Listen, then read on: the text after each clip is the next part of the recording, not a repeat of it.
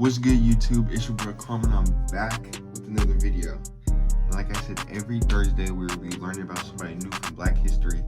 And for the end of February, we're going to be learning about Bessie Coleman. Don't laugh at me because the video is for kids, but I just feel like it'll be more entertaining and easy to understand. So let's just get straight to it. Welcome to Easy A Homeschool Academy.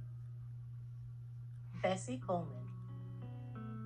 Bessie Coleman, known formally as Elizabeth Coleman, the world's first female African-American aviator, was born on January 26. No, funny enough, I want to learn how to fly planes. I just feel like that'd be such a cool trait to just learn how to do.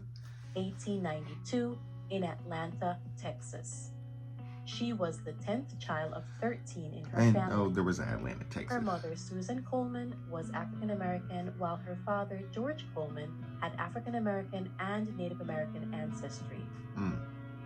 Her parents were sharecroppers by trade. Bessie Coleman grew up at a time when segregation and discrimination was even more prevalent in American culture. Schools, restaurants, buses, and most public facilities were segregated. You know, I wonder I could learn. I could probably easily look it up. I wonder what it was like during like segregation for Black people. I wonder if it was more like community. I wonder if there was a better community within the Black community because they could only kind of be with themselves. Segregation is the separation of people based on the color of their skin. Bessie attended a segregated school for Black children in her youth, where she learned to read and excelled in math. Her parents were sharecroppers, as mentioned before, and during harvest season, Bessie Coleman and her siblings helped with the harvest, which means she did not attend school during harvesting season. I don't know, if I was a kid and I didn't have to go to school during harvesting season, I would be very happy. But I think education wasn't the best back then anyway, so I think. Through the 8th grade with her eyes on attending college. Financial hardships interrupted Coleman's studies. However, she was determined to be great and to do great things. She worked as a trained manicurist in Chicago after moving there to live with her brothers at the age of 23. I wonder what it was like being able to move just like up and move. A lot of people, it seemed back then, like they might have stayed at one place and they just moved to a different town or city. Maybe because it was opportunity, but it seemed like, I don't know, was it easier to just up and leave and go chase a better opportunity? I wonder. I feel like it's harder. Like, say, I live in California, so if I just went to up and move to New York, it'd be a little hard because the money-wise.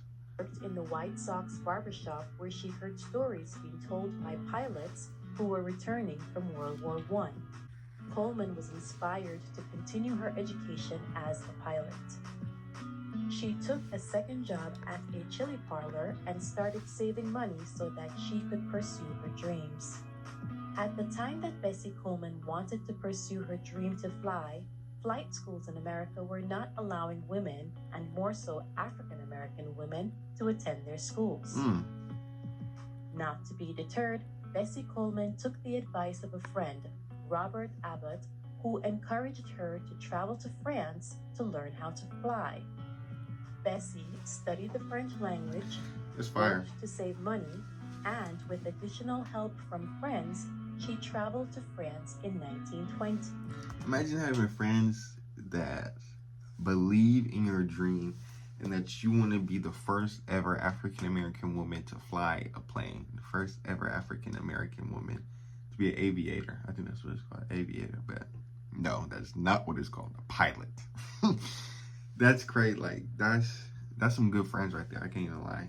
They didn't knock down your dream and they still helped you. That's great. She studied aviation at the Coldren Brothers School of Aviation. By 1921, Coleman became the first female African-American and Native American pilot to hold an international pilot license. That's fire. On her return to the United States, Coleman worked as a barnstormer, which means she traveled the country giving flying and parachuting exhibits. She flew planes in loops, figure eights, barrel rolls, and other patterns throughout the United States and Europe. I wonder what it's like to do like a barrel roll, be in the plane doing a barrel roll. Bessie Coleman used her influence to make change wherever she went. At the time, racial segregation was very much a fabric of American culture. She refused to perform in locations who did not treat the spectators equally. Additionally, she imparted her knowledge by training other women who were interested in learning how to fly. She was a pioneer for all women at the time when opportunities were scarce. Right now, imagine seeing, like, you know, you're watching the planes go. I think she did the plane show, that's what I'm assuming.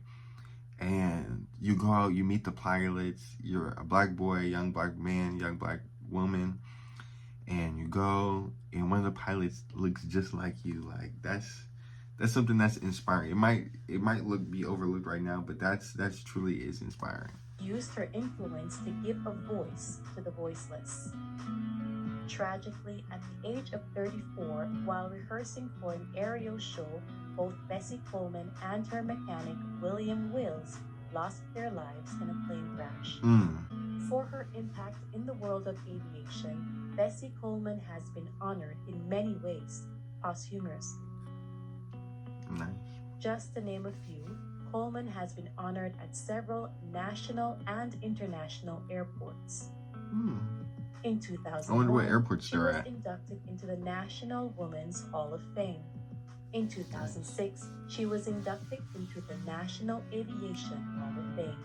Additionally, in 2004, she was inducted into the International Air and Space Hall of Fame at the San Diego Air and Space Museum. Next time I go to San Diego, I gotta go to that museum. Facing economic and social challenges, was a pioneer in the field of aviation and advocacy.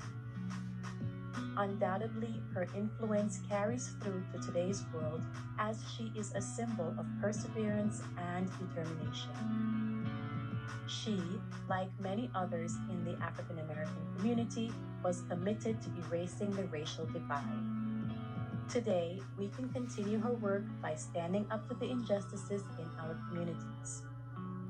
We can become advocates for those without a voice, provide equal educational opportunities for all, and we can use our influence to bring light to the world, just as Bessie Coleman did during her lifetime. As always, thank you for watching. Fire vid, great information, beautiful video. I hope you guys liked it. I hope you guys like this series of me doing different people from Black History Month. I not only did 3, I think this is my 3rd one. So hopefully next year I will do better, and I will get somebody new from each month for each month. Yeah. Don't forget to like, comment, subscribe. I hope you enjoyed this video. I hope you learned something, and I will catch you guys in the next one. Peace.